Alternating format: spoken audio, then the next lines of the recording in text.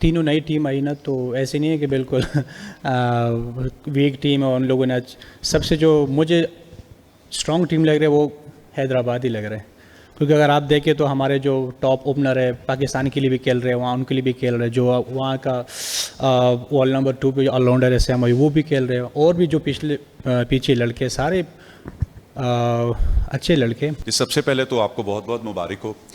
Second ये है कि इस टूर्नामेंट में 3 टीमें जो हो नहीं हैं। मुल्तान सुल्तान का नाम पुराना है लेकिन टीम इसकी भी नहीं है, तो क्या ऐसी स्ट्रेटजी होती है कि बाकी जो हैदराबाद किंग्समैन है वो अब आज तीसरा मैच हार गई है, लेकिन मुल्तान सुल्तान जो है वो अपना दूसरा मैच जीत चुकी है, तो ये कहा जा रहा है कि नई टीम है इस वजह से उसको जगह बनाने में थोड़ा टाइम लग रहा है। मुल्तान में ऐसा क्या है कि उसकी जगह बनी हुई है? बिस्मिल्लाहिर्रहमानिर्रहीम। मेरे ख्याल से जो तीनों नई टीम आई ना, तो ऐसे नहीं है कि बिल्कुल वीक टीम है। उन लोगों ने सबसे जो मुझे स्ट्रॉन्ग टीम लग रहा है वो हैदराबाद ही लग रहा है, क्योंकि अगर आप देखें तो हमारे जो टॉप ओपनर है पाकिस्तान के लिए भी खेल रहे हैं, वहाँ उनके लिए भी खेल रहे हैं, जो वहाँ का वॉल नंबर 2 पे जो ऑलराउंडर है सैम वो भी खेल रहे हैं, और भी जो पीछे लड़के सारे अच्छे लड़के। लेकिन ये कि सम टाइम कुछ टीम इस तरह बैक टू बैक लूज़ करके ना वो चैम्पियन भी हो जाते हैं। आपकी मिसाल बहुत है, इस्लामाबाद यूनाइटेड जिस तरह एक टाइम ऐसा हुआ था, मुल्तान सुल्तान एक टाइम ऐसा हुआ था कि 5 के 5 मैचेस वो हार गए थे, और उसके बाद 5 मैचेस जीत के ना उसने फाइनल जीत गए। तो आप ये नहीं कह सकते, क्योंकि अभी आपको अभी पता नहीं चलेगा 2-3 मैचेस के बाद, 5-6 मैचेस के बाद पता चलेगा। साहब आपकी पिछले एक साल में 7 सेंचुरियाँ हो गई T20 क्रिकेट में, और अब टोटल 9 हो गई हैं, तो अब क्या टारगेट आपको, कहाँ तक जाना है इन T20 की सेंचुरीज़ ने? देखिए, एक टारगेट तो सेट नहीं किया है, लेकिन कोशिश करता हूँ कि जितनी ज़्यादा 100 करूँ T20 में, क्योंकि आपको पता है कि आजकल जिस तरह की विकेट्स है तो 50 कोई मानी नहीं रखती, स्पेशल जब आप एज ओपनर खेलते हैं। तो मेरे ख्याल से माइंड में ये होता है कि जब 50-60 करूं तो कोशिश करूं कि 100 पे फिनिश करूं, क्योंकि आपको पता है कि जिस तरह के विकेट्स आज भी था, तो मैंने इस चीज़ का फ़ायदा लिया, और सबसे इम्पॉर्टेंट चीज़ ये था कि हम मैच जीत गए। अगर 100 करता मैच हार जाते तो वो 100 कोई मानी नहीं रखता। तो ये सबसे बड़ी बात है कि अल्हम्दुलिल्लाह 100 भी और मैच भी जीत रहे हैं। फरहान, आपकी इनिंग्स की तो मुबारक, लेकिन उसके साथ आपने एक बात की है कि जितनी ज़्यादा सेंचुरीज़ करूं अच्छा है, और उसके साथ आपने ये भी बोला है कि टीम जीते तो अच्छा है। क्या आप जब आते हैं तो तभी सेंचुरी और 50 का सोच रहे होते हैं, या आप देख रहे होते हैं कि पैचेस में मुझे अगली 10 बॉलों पे कितने ज़्यादा रन्स करने हैं, अगले बॉलर पे को कितना टारगेट करना है? एंड वन मोर क्वेश्चन, जब 2 साल पहले ऑस्ट्रेलिया में आप टीम में गए तो उसके बाद आप ड्रॉप हुए, एंड आफ्टर दैट आपने सेंचुरियों के अंबार लगा दिए, और आज अपने पानी भी आते मांगा, शायद थक गए सेंचुरीज कर करके। वो मोमेंट अगर आप रिकॉल करें कि आपने तब से अब तक क्या मेहनत की, और साहबजादा फरहान में कितनी बड़ी चेंज देखी? देखिए, मेहनत सब करते हैं, ये नहीं है कि मैं कोई अलग सी मेहनत करता हूँ। सारे लोग मेहनत करते हैं, लेकिन ये कि मैं डोमेस्टिक को क्रेडिट देना चाहता हूँ। जिस तरह मैं डोमेस्टिक में खेल के आ रहा था, क्योंकि मेरे पास कोई दूसरा रास्ता नहीं है टीम में आने का, और यही सबके पास यही रास्ता है, डोमेस्टिक खेले, यहाँ परफॉर्म करे और टीम में आए, PSL में आए।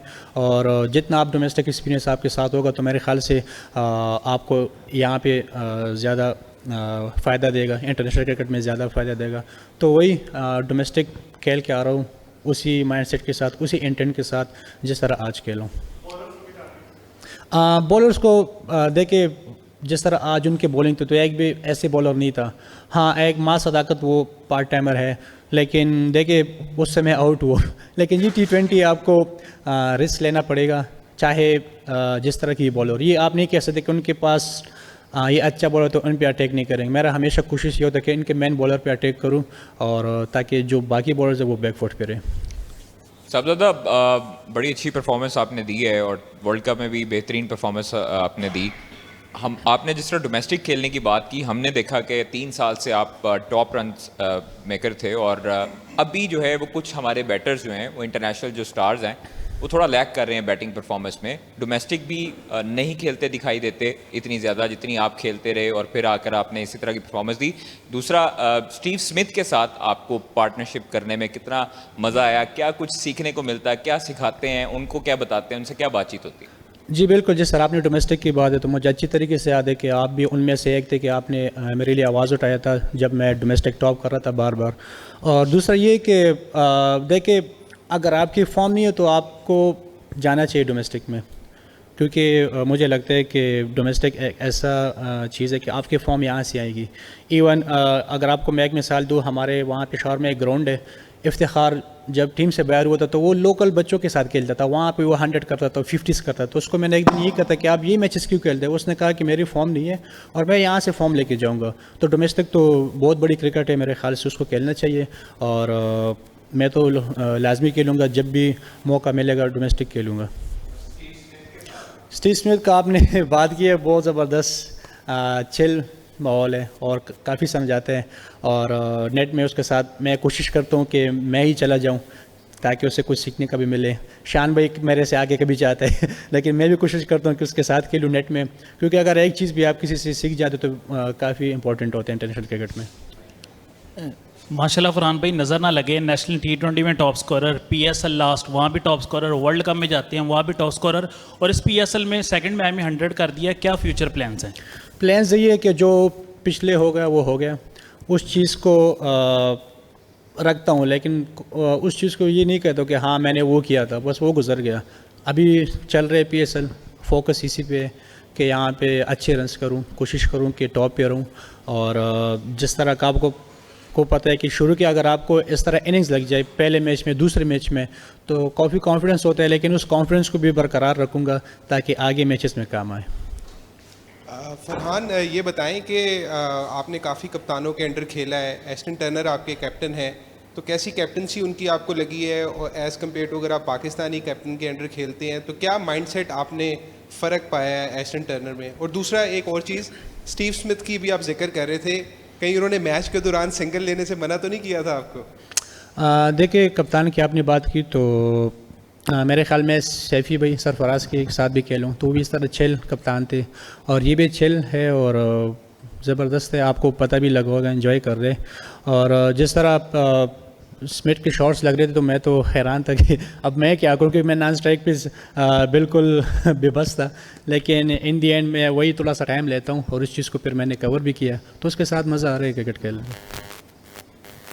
फरहान, एक परसेप्शन ये भी रहता है कि आपकी हमेशा जब भी सेंचुरीज रही हैं फर्स्ट इनिंग्स में ज़्यादा रही हैं, ये मतलब हुआ है कि चेज़ में, और वो भी फिनिश किया छिक्के के साथ, तो ऐसा क्या आज माइंडसेट था? 226 का टारगेट, स्टार्ट भी अच्छा मिला, बीच में थोड़ी सी गेम भी स्लो हुई, तो क्या प्लान्स लेके साथ चल रहे थे कि एंड तक लेके जाना है?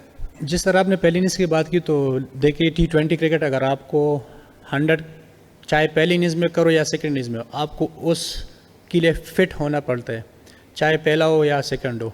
लेकिन स्टिल जिस तरह आपने बात की है कि मिडल में, मैं शान भाई से यही बात कर रहा था कि अगर मैं और आप खड़े हो गए तो इंशाल्लाह इसको हम 2 ओवर पहले ख़त्म करेंगे।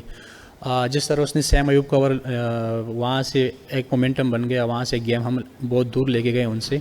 लेकिन जिस तरह फिर अरफात ने कंटिन्यू किया, मुझे लगता है कि जो शान भाई ने वहाँ से जो ओवर किए ना, वो बड़ा ज़बरदस्त था।